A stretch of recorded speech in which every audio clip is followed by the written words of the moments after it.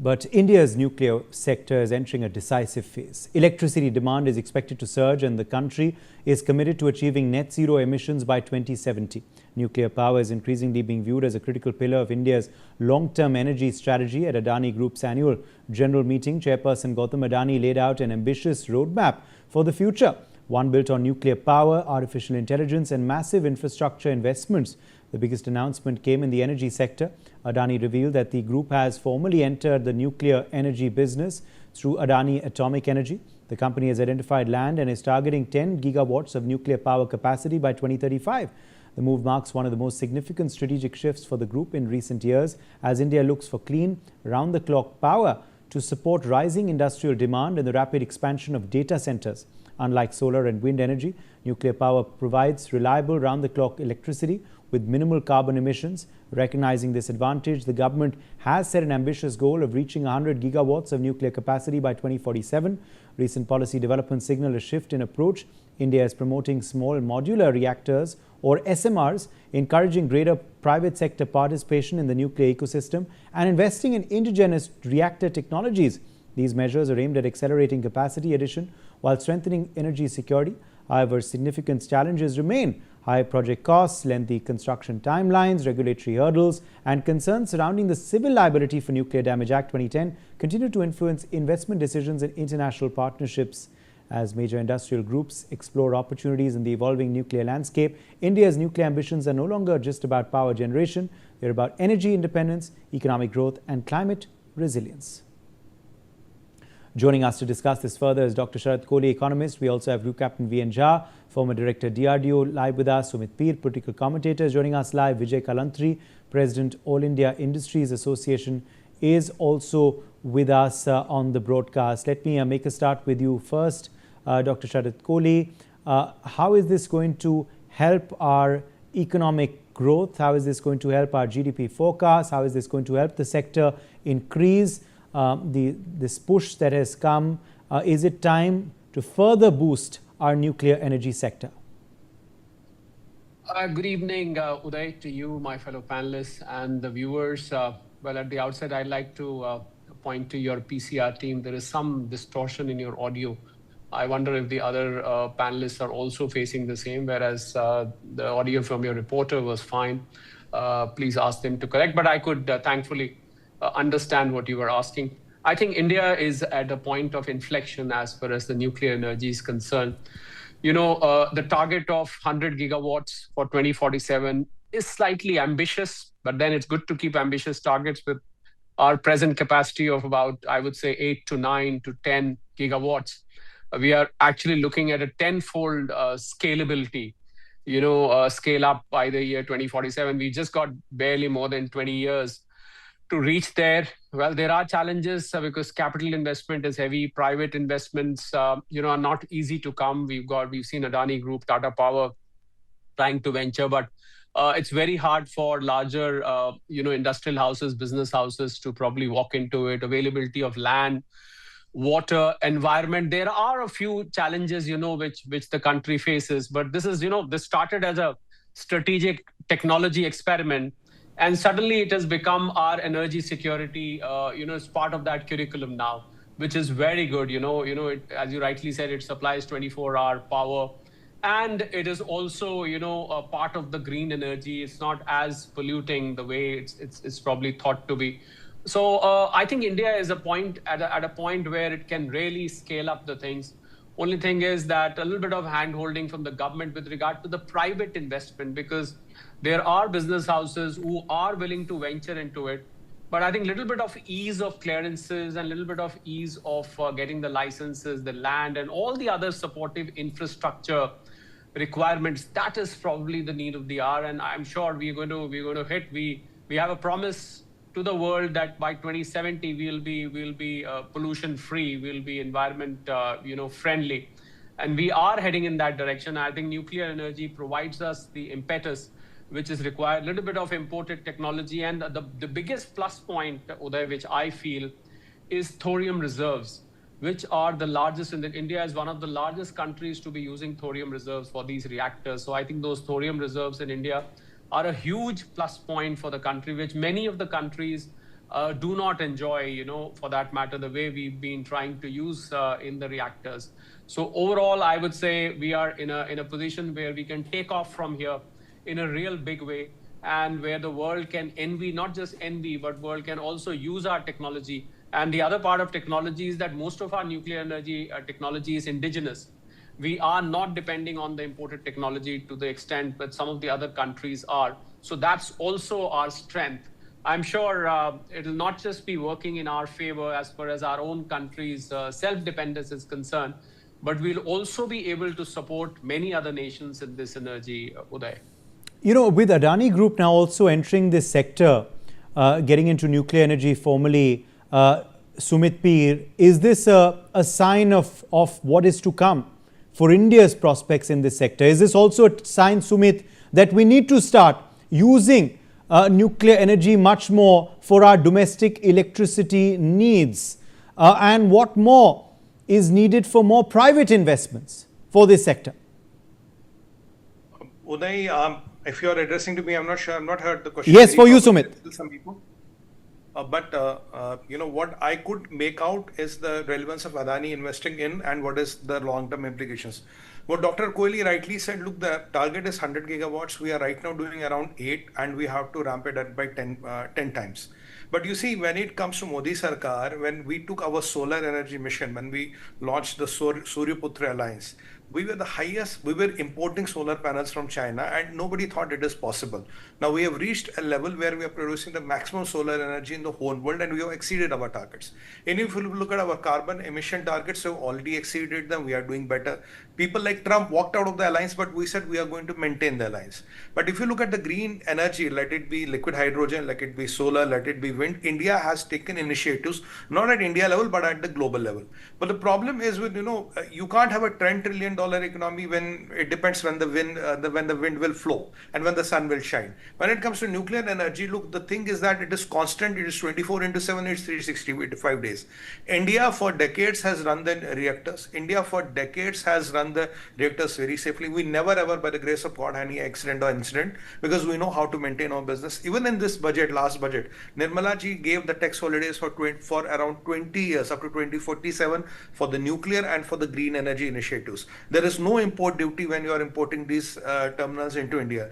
Very recently, we had a good discussion with France on the small nuclear reactors. We are talking to all European countries. We are talking to Russians. We are talking to a lot of them about the various kinds and types of reactors we need. Look, today, when you look at Strait of Hormuz, when you look at Russia, Ukraine, look, the national security is equal to energy security. And people like Mr. Adani coming in, if you even want to take 10 gigawatts, it's 10% of the pie, which is a substantial amount. And likewise, there are other industrialists who can come in and chip and take this 10% of the pie. Let's assume 5 people come in. So 50% of the target is done. We have good 10, 20 years to go and the 50% of the target is done. Then with government, with this investments, with PPPs, with all these tax initiatives, with holidays, no import duty, no taxes. So there is a complete ecosystem which the government is building around to have this clean energy for the India. We want to become a 10 trillion economy. We want to become a 17 trillion economy. But where is the energy to power that? So it is not what we wish, Uday. This is what we need. And government is consciously working on it. Today, we are all talking of AI. AI needs data centers. And the biggest problem with the data centers is not the space, is the power they consume. Today, we are talking about electric vehicles. Again, they need energy. Today, whatever we are talking of these, smart cities. We are talking of we are talking of industrialization. We are talking of these super highways. We are talking of metro trains, we are talking of Vande Bharat. Everything needs power, everything needs energy. And you cannot be depending on the hydrocarbons, you cannot be depending on the Strait of Hormuz for the sake of God for the energy to come in. So nuclear energy is the way to go forward and there's a government vision on it. I compliment Mr. Adani for stepping in. 10 gigawatts is a substantial push. Let's not forget, we are doing 8 and he's talking of 10. It's already much more than what we're doing right now. And I expect Mr. Ambani, I expect other people in the same league to come in and really chip in because this will be something as a national service. Yeah, the initial investments are high, but the returns of investment are fantastic. And let me remind you, sir, the country of France, wherein the 27% of the energy comes from the nuclear energy and the France is doing pretty well. So all the inhibitions, all the excuses, it's not safe, it doesn't happen. And this is something which as we continue our efforts, Group Captain Jha, to be energy independent, to have climate growth, to be climate resilient though, the fact is that we need to rely much more on nuclear energy. Will we bridge the gap though? Uday, we can't hear you. Will we Your bridge voice the is gap, Group Captain breaking. Jha? Group Captain Jha, what are the prospects in this sector looking like? And what is the Adani, group's plans for this sector? Tell us really about the potential. Uday, very good evening to you. I won't go into the politics of the things what happens. I look at the entire thing from the technology perspective that I have been involved with. Look, this is not a very uphill task. When presently 8.78 gigawatt energy we are already producing through various means of the nuclear fission. Looking at 22 or 25 gigawatt by 31, 32 is no big issue, and we must think big. In the R&D terms, what I invariably see that when you have a new technology like a fast breeder reactor we are talking of, when you have a new energy, it may take for a newborn child many months, many years to walk.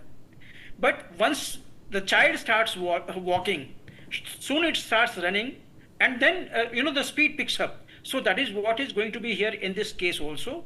Fast breeder reactor, the prototype that was built for 500 megawatt, that has served the purpose, that has proven their technology.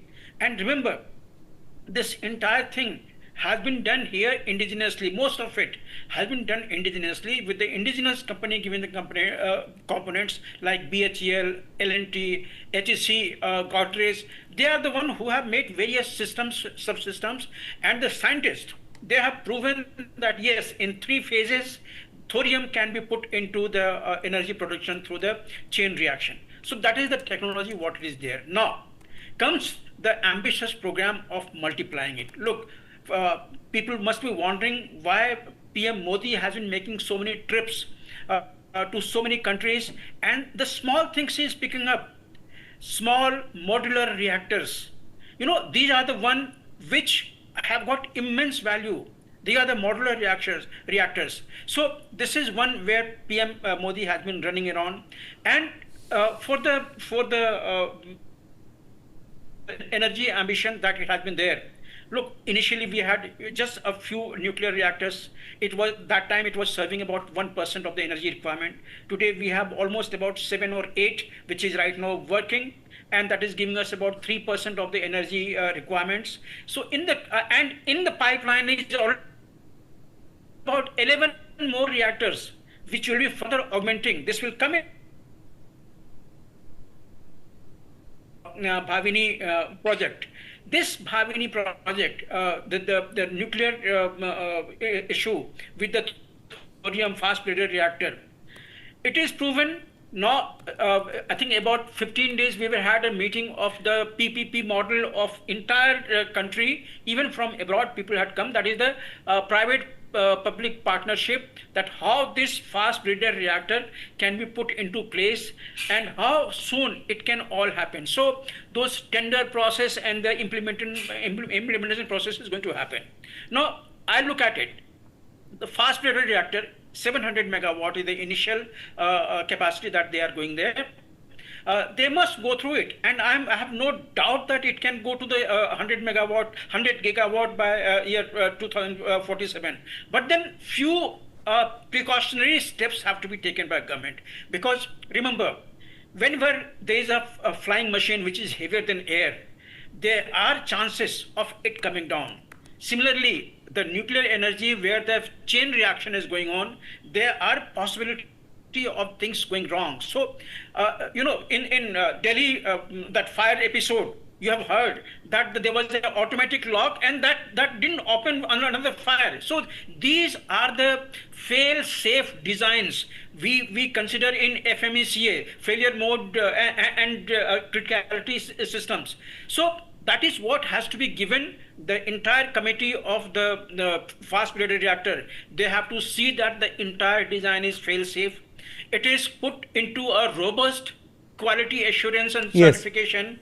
Should be independent agency, and the modular design has to be there, because when we have the prototype system, we have the technology of yesterday which we are putting on the place, and the sooner in another few years, some of those systems will be technologically upgraded. So keep that modular design, keep room for technological improvements, value additions into those design, and it would be also keep a look onto the technological revolution in the nuclear energy. You might have heard that there is an artificial sun that China and some other countries are working with.